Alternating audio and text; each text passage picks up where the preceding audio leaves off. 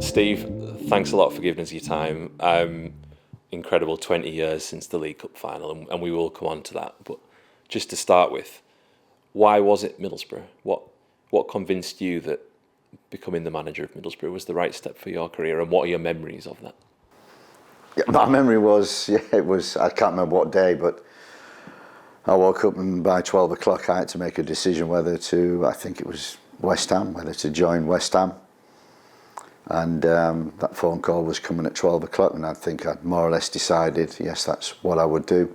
Got a call around 10 o'clock from Bob Cass, God rest his soul, a great journalist in the North East, who I knew quite well. He said, "What are you doing?" I said, "Well, might be going there." He says, "It's a place at Middlesbrough, and I've told Steve Gibson to have a chat with you. Do you want to chat with him?" I said, "Can't bother, I'm signing for West Ham, you know." He says, "Just do this before you do that."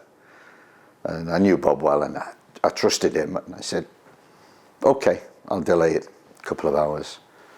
So I met up with Steve.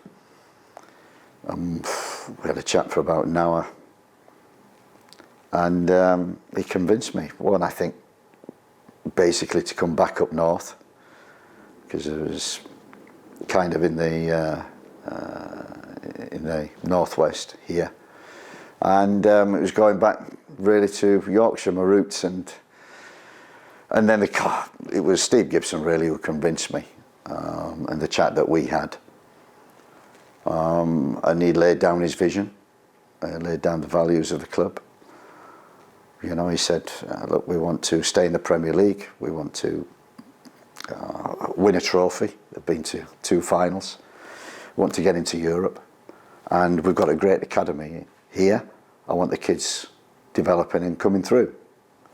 And the values were that it's a family club, it's a community club, and that's what I liked. It was clear that was the job, and at that time, it was a big squad, but they had good players. And I knew about the academy. And I thought, great, yeah, I liked Steve. I was moving back, so I made a tough decision and turned down West Ham and came to the Boro, and never regretted it. You said, you kind of touched on it there, but one of the main objectives, I guess, was to get that major trophy, because, as you mentioned, we'd come close a number of times in the 90s. I mean, how much of that, I suppose that was aligned with your ambition too, but how much of that was a big deal for Steve and for the club, did you feel? Oh, massive, massive. I remember the first year we struggled a bit in the league, and I think it was Ipswich we went to in the League Cup or FA Cup, and I didn't play the strongest team, and we didn't win. And my days were nearly numbered that early, because Steve went mad, and he said, you know, I said from day one, we want to win a trophy, and this is it, and you know, pick a team that is going to win the game. I said I did, but we didn't. But it was a great lesson, and one in which I still, to this day, we talked about last year here at Manchester United when we were playing in the League Cup, and I can't remember who we played first, a championship team, and Eric was going to mess around with, and I said, look, this is a trophy we can win. You only need to win 6-7 games and you win a trophy, which is the most important thing at this football club. And it was then with Middlesbrough Football Club. And we played the strongest team in every round, and yeah, as of 20 years ago, we got to the final as we did last year and won it as well. One of the first moves, if you like, of your managerial career with Middlesbrough was to bring in Gareth Southgate. How instrumental was that, given the figure that he was and went on to be? I think the key thing was that I felt, it's difficult, and it just shows you in football how time is of the essence and is valuable, and you need it as a manager. And I felt from past experience of seeing Steve with managers that he backed his managers, he gave them time, and he gave them options, choices, and he gave them everything that he possibly could to achieve that. That was obvious when Brian Robson was there with the calibre of players that he brought in. And I just thought, that's what I needed. It was my first job. And it's building a football club. And nowadays you don't get time to build. Take what there is, and if you win a few games, you might be able to build. So that was a key thing that I felt there I would be given the choice and option to build something. We already started well because we had good players, the academy, but the calibre of player that Middlesbrough were used to bringing was of the like that I was used to coaching and working with, having come from Manchester United. So that was the attraction, was building it. And I thought, might as well make your first signing a bold one. And I think the key to everything, what happened in the next 5 years, was the signing of Gareth Southgate. That would epitomise my character, myself, what I'm about in terms of leadership. And I learned that working here with Sir Alex Ferguson when he had Roy Keane. He was his lieutenant and passed on the messages, and they were quite similar, quite alike, clashed at times. But the messages from above will be transferred into the dressing room onto the field. And I needed somebody like that. And Gareth was just, for me, perfect in that situation. So signing him was the most important, and set it off. And it was the first brick in the wall that we built. It must have been, some adventure for you, because as you've said there, you're going from being part of this great dynasty at United to then you're the main man, if you like. You're out on your own, and you're learning and growing as the club does as well. It was the next step, and I'd been planning that. I'd been, from starting coaching at 30, 31, to Derby with Jim Smith, to Manchester United with Sir Alex. What an education. And I felt I was 40 years old, I was ready. And it was the next step. And that's what you're in football for, step out the comfort zone. New challenge, and that's what I wanted to do, become my own boss. And you're absolutely right, you do not realise, all the courses I'd been on, all the education that I'd got did not prepare me at all for that first day in the seat as the manager of Middlesbrough Football Club. 1,000 decisions, small ones, big ones. I thought, and I was a coach, and I was on the field, and now I was behind a desk and having to make, crucial decisions in the direction of the football club. So it was huge, massive. It took me a long while to adjust and be comfortable with that. But, as I said, with the signing of Gareth Southgate, also the signing of the staff that I had was key. And what I have learned in 25 years of management, it's the team, it's the players that you've got, it's the quality, and the quality of your staff. Not so much being the best, but fitting with you. And I was so lucky with the staff that I picked from day one and was allowed to do that. Steve allowed me to do that with Bill Bezic, with Steve Round, Steve Harrison, Paul Barron, and the staff that was already there. I would not have survived without their experience, which they had. And there's all me going about like a bull in a china shop, making mistakes all over the place. And, many times, especially in the first 2 or 3 years, even the 4th year, even the 5th year, many times being on the brink of, could be losing the job here.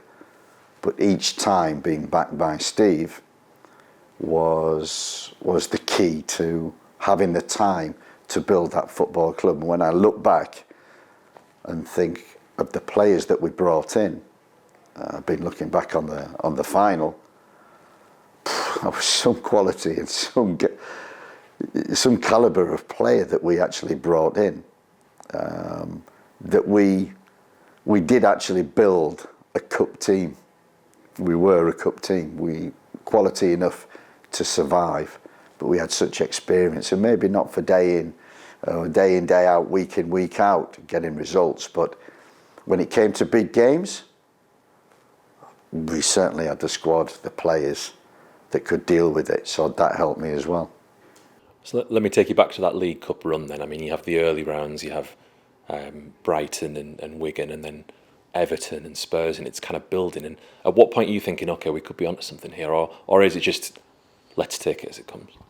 It was similar. We started off, as you say, against Brighton, and I can't remember what division they were in. I mean, the top of Premier League now, but I don't know, only a handful of people coming, and trying to get everybody to take the game really seriously. It was difficult. It was a difficult game. We scraped through in the end, and I just, and I still say it's been a great lesson every day. Just got to get through. Well, you need 6 or 7 games. I think the key was the Everton game, 120 minutes of extra time, penalty shootout, and the importance of having experience and good penalty takers, the experience of a good goalkeeper who can save penalties is so valuable. We coming back here and doing it last season. We worked so hard on penalties, both with the goalkeepers and with the takers. And from my experience, I said, look, we will need to win at least one penalty shootout. If it's not in the final, it'll be in some of the rounds before. We will need to win to go through and to win it. And so it proved last year, and so it proved when I first started. And the Brighton one, Everton one being the first one. And I think once we beat Tottenham, because I thought, okay, Everton was at home, but Tottenham was away. They were a good team. And I thought, this could be where we go out. It's going to be difficult. And I always remember the Ricketts equaliser. And I always remember Frank Quedru taking the penalty, a sudden death, and thinking, why Frank? Because Frank was one of them players that loved him to death, but could drive you crazy. And I remember saying to Steve Round, what? Frank next? But this is either going to go into the top corner or it's going to go into the stand at the back. And he took the penalty, and it was so cool, took the goalkeeper the wrong way. And after that, I thought, oh, anything can happen. And we obviously played Arsenal, and I think they made a mistake in the first game by resting some players, and I remember going to Highbury and thinking, you know what, we've actually got a chance here. We did want the other semi-final. I can't remember, it was Bolton against them, but we didn't want any of them two teams, but we didn't want Arsenal. But upon seeing the team, could do, and it was one of Janino's finest moments, getting that goal. And then we belief grew as we went through. It got more exciting as we went through, and more pressure, more nerve-wracking. But as I say, once we hit that semi-final and won 1-0, we believed then. We really were that sort of team that kind of, you've said already, like rose to the big occasions. And I mean, Arsenal have called them the Invincibles. And to beat them over 2 legs, I mean, that was some achievement in itself. It was, as I say, winning at Highbury was the key, and coming back. And then we looked at their team again and went, oh no, he's played his strongest team now. And it's still going to be hard because 1 goal is 1 goal. And I still get videos through of Zenden's first goal, great move. And and then Keown getting sent off. And then the game kind of switches then, because you're expected to win. You're ahead, 10 men, you should do. And then they equalise, and then it becomes nerve-wracking, and we get the decider, and and then it was a Bolton, and it was kind of myself versus Sam Allardyce, who the emerging, I suppose, English managers of that era. Yeah, so take us back to that day then, 29th of February 2004, a day that'll live long in the memory of all Middlesbrough fans. But what are your memories of the build-up to the game, I suppose? The build-up was key because I think we got beat by Newcastle the Saturday before the cup final on the Sunday. And I was fuming, absolutely fuming, that we lost that game. And I remember the staff, and this is the benefit of having experienced staff and the people around me, which I did, because normally I'd do that, I'd go off my head, and it takes me a few days to come back down. But they said, especially Bill Beswick at that time, he counselled me and said, whatever the result at Newcastle, whatever the result, we're in on Sunday and we're planning to win the game next Sunday against Bolton. You forget whatever the result is. And I always remember that. So I came in and I was fine. I'd calmed down and I was fine, and we were planning for Bolton. And I was planning as normal, like crazy, what to do every day, do this work, do that work. Bolton, they play long ball. It's all about second balls, defending crosses. Set plays were massive, and we need a lot of work this week to prepare for this game. And the staff went, we don't need to do anything. They know Bolton. We know. You do one session, defend the long ball, win the second ball, transition, or defend the box, defend crosses, and make sure we're good on set plays. Cover it in one day. The rest, relax the team and relax yourself. I thought. Then I looked at the team, and I've looked back at the team, and we had like Schwarzer and Mills and Egeog, God rest his soul, Southgate, Boateng, De Riva, Juninho, Mendieta, Zenden. And I thought, preparing for a cup final, they should be telling us what we should be doing. There was that much experience in terms of big game players that week was just nice and chilled. And I think we actually went David Lloyd's and had a tennis tournament one of the days. A nice glass of wine the night before with the staff, and it was totally chilled, totally relaxed. And we went to, and the key thing, which we said, and the whole staff said, I think it was kick-off at, say, 3 o'clock. Make sure we're ready at 3 o'clock. Make sure we're ready when that whistle goes at 3 o'clock. Okay, that's all we need to do. And it was amazing, because 2 minutes later we were ready, and we got the first and an important goal, as first goals always are. Yeah, for a game of that magnitude, I guess it's one of those where the night before you're running through all the scenarios in your head. But could you even have imagined being in such a strong position so soon into that game? Not at all. I remember going out in a suit and coming back in my tracksuit, because I was a little superstitious then, and still are now. And in that time change, I heard a roar, and I'm walking down the tunnel, and you don't know who scored. And you run out and you see the celebrating like mad, Joseph Job, and you were 1-0 up, 2 minutes. And then that infamous penalty. And I've looked back at that, and I'd go mad if it was against me. Was it too touch? But I always remember Mike Riley, and I've seen him a lot after that, the referee. We never lost a game when Mike Riley refereed us. One of the staff pointed that out before the game. It was a good omen, that. So he liked us, Mike. We liked him. And we got a little lucky that day. But saying that, Schwarzer, who had been, we talk about penalties, he saved that many penalties on the route there, so experienced, saved us so many times, and the saves that he made in that final, but the mistake that he made for the goal when we're 2-0 up put us in big trouble. But the saves after won us the game.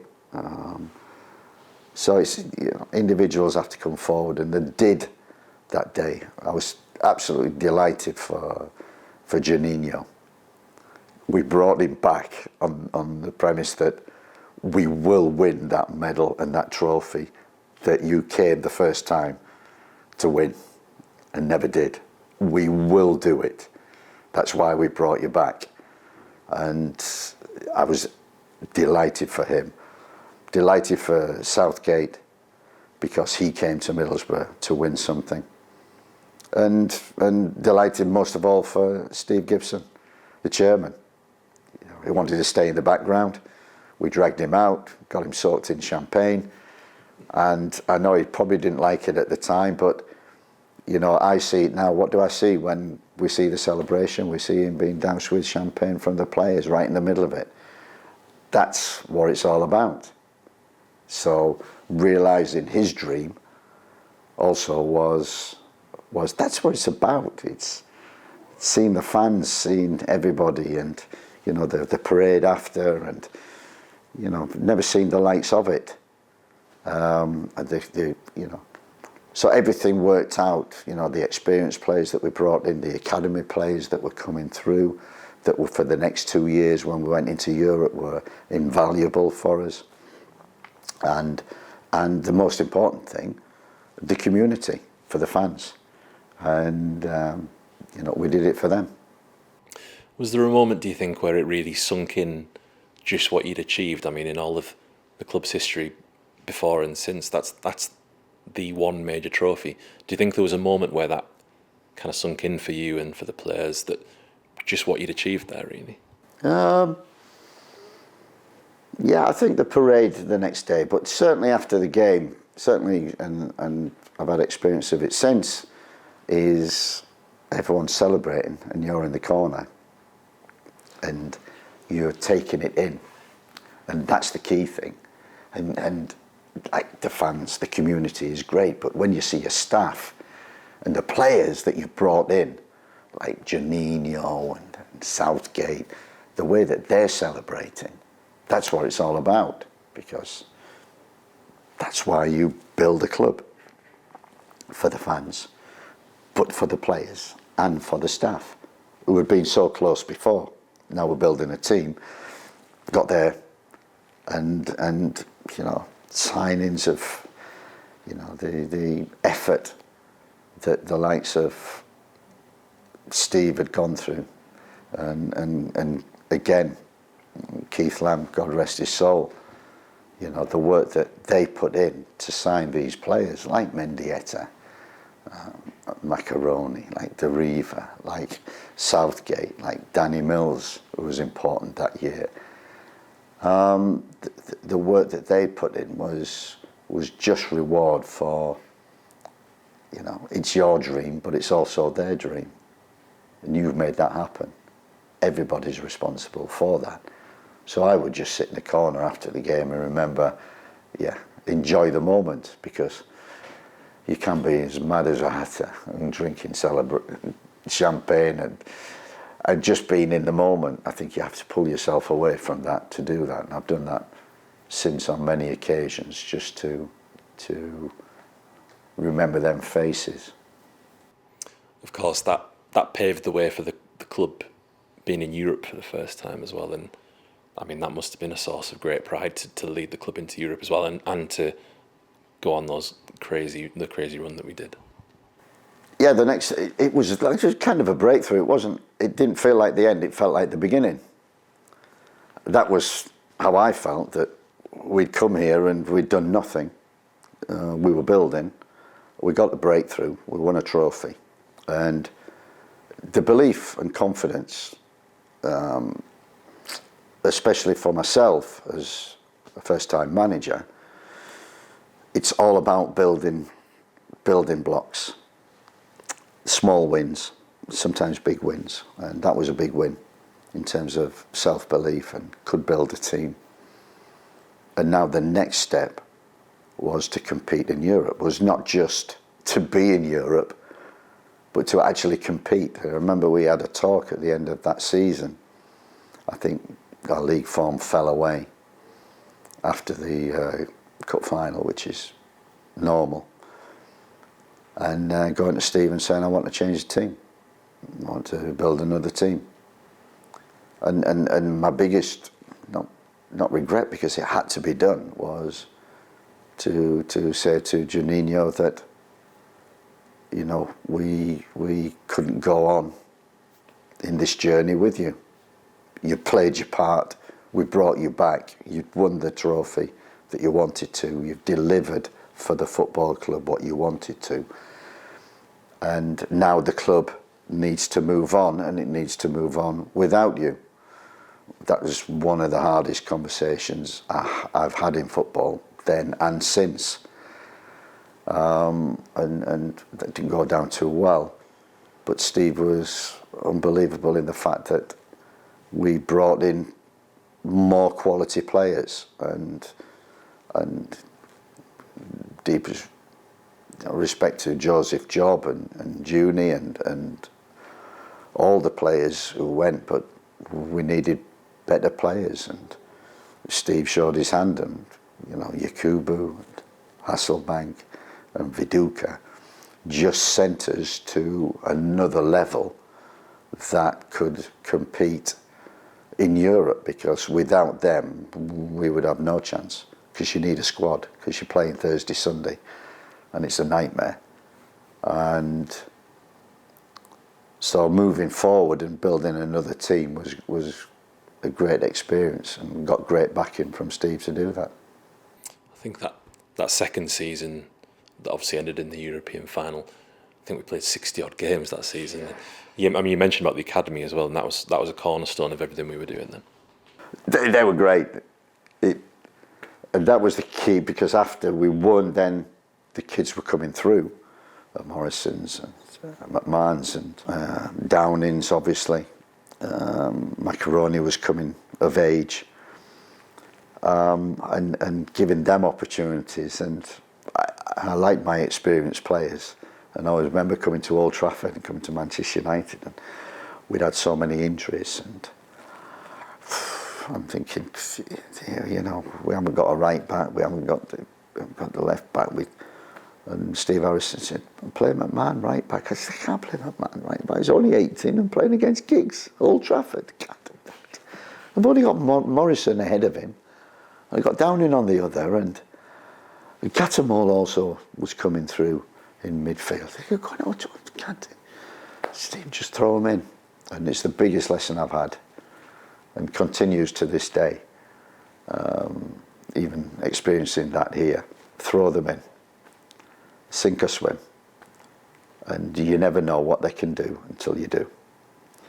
And I remember we threw McMahon in that day against Giggs. Did a great job. After, I don't know, 20 minutes, passed the ball, won it off Giggs, passed it to Morrison. Morrison crossed it on the right, and Downing scored on the left wing. Wow, that was, I think we won the game as well. And I thought, yeah, that's the next step. The academy, the kids coming through. And Steve was delighted with that, as we were, because you know, they were good players. I said at the time, I'm not playing them unless they can play, and they're good players. And I think, you know, at the end of that season in Europe and going to a final, I think one of the games we actually played a team of academy players. I remember we were proud of that. I went to Fulham, just got beat 1-0. Didn't deserve that. And thinking, you know, we had to, because everyone was injured and we played 60 games and we were on our last legs. But we did it, and they competed, did really well. Those two European nights then against Basel and Bucharest, incredible nights. For it to happen twice, Massimo to be at the centre of it both times, unbelievable. No, and it just shows you, doesn't it, with the likes of Massimo, who was up and down in that period and was learning. It was difficult for him. But he stuck at it. And he contributed over them 5 years, but especially in them 2 games. And they were incredible games. And as you say, I remember after the Basel game thinking, make the most of this, boys, because these nights, they are so rare in your career. You know, if you get 1 in your career, you're lucky, you know. You get 2 and it's a 10-year gap, even luckier. And we had about a 4-week gap, and the game was repeated. And that just shows that the quality that we had, the squad that we built, was capable of achieving that. Because I remember playing in Europe and trying to play one striker and either leaving Viduka or Hasselbank or Yakubu out was one of the hardest conversations you will have in football. And I was fed up of having them. And we played 2 of them in one game in Europe, and no one could cope with Hasselbank, Yakubu, Hasselbank, Viduka. No one could cope with them. So got one headache out of the way. So we'd always play 2, and then if we were struggling, we'd always play Yakubu on the left wing and 2 up. And so it proved in them 2 games, when we had to go for it, we had the players and the power and the strength, not just mentally but physically, to upset opponents. And they were great games, great. And you know, I don't think I've had before or since 2 incredible games like that. And then we had the final against Sevilla. What an incredible team they had, by the way, but a kind of bittersweet end to your time at Middlesbrough. Yeah, Yeah, everything was sorted. It was massive disappointment. Massive for all we'd built. We wanted to leave on a high, and that would have been great and exceptional. And I think the key thing was we didn't realise at the time. We just, I think, took it for granted, as you do when you're in it. You don't realise you actually, you know, I've seen it, you know, walking by that European trophy, you know, as you're going out onto the field. You don't realise, you know, how big that was at that time. You just thought, you know, this is normal, this is natural, this is just another final on the way to whatever. So it's only when I reflect that I think, wow, you know, what them 5 years were, what an achievement it was for everybody, and how to, if you're given time and support, that you can build something that, you know, a small town in Europe, as they say, can achieve such great things. And we were so close, but as you say, that the Seville team, I remember doing an analysis and thinking, oh, they're so good, they're so quick, so good, we'd not get a touch. But we had the power and experience and big time players to win that game. But unfortunately for me, it was in that season just 1 game too far for the squad that we had. We had a lot of players struggling with injury, who played with injury, who weren't quite there.